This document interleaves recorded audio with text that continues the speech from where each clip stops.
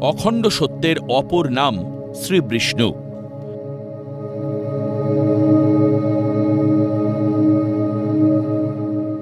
ব্রহ্ম হল পরমাত্মা, যা হিন্দু দর্শনে মহাবিশ্বের চূড়ান্ত এবং অখণ্ড সত্যকে বোঝায়।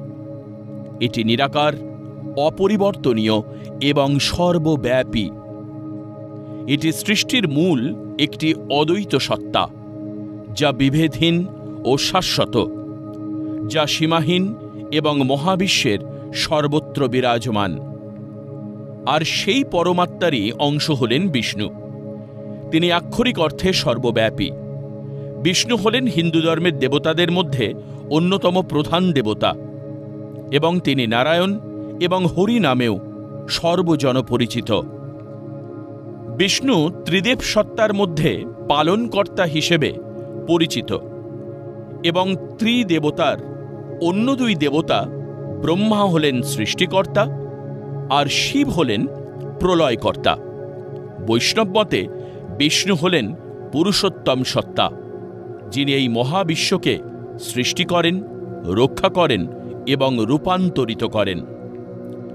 শাক্তমতে দেবী বা আদিশক্তিকে পরম ব্রহ্ম হিসাবে বর্ণনা করা হলেও তিনি জগতের সৃষ্টি, পালন এবং প্রলয়কর্তা হিসাবে ত্রিদেবতা ব্রহ্মা, বিষ্ণু এবং শিবকে সৃষ্টি করেছেন। শাক্তমতে ত্রিদেবী হলেন মহামায়া, যা ত্রিদেবতা ব্রহ্মা, বিষ্ণু এবং শিবের অবিচ্ছেদ্য শক্তিস্বরূপা বলে মনে করা হয়।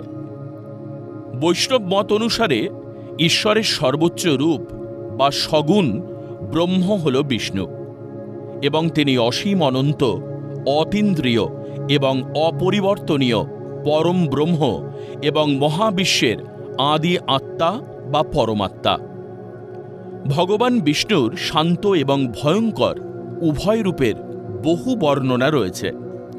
তিনি শান্ত অবস্থায় সর্বজ্ঞ, অজর, অমর, সত্তারূপে তার সহধর্মিণী দেবী লক্ষ্মী সহ অনন্ত সমুদ্র, ক্ষীরসাগরে আদিশেষ বা অনন্ত নাগ শয্যায় শায়িত থাকেন।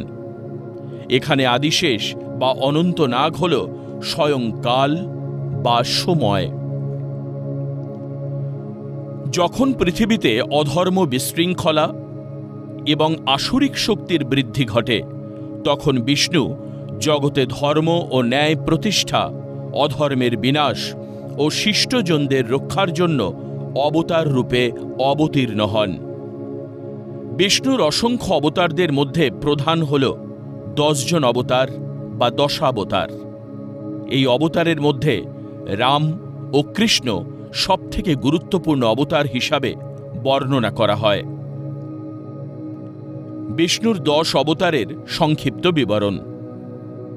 প্রথম, মৎস্য, সত্যযুগের প্রথম অবতার, যিনি মনুকে মহাপ্লাবনের হাত থেকে রক্ষা করেছিলেন।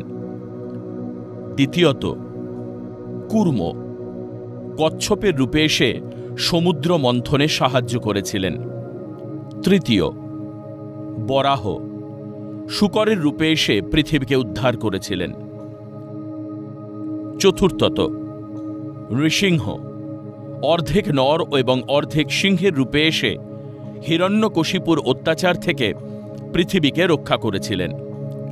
পঞ্চমত, বামন, বামন রূপে এসে রাজা বালির অহংকার চূর্ণ করেছিলেন।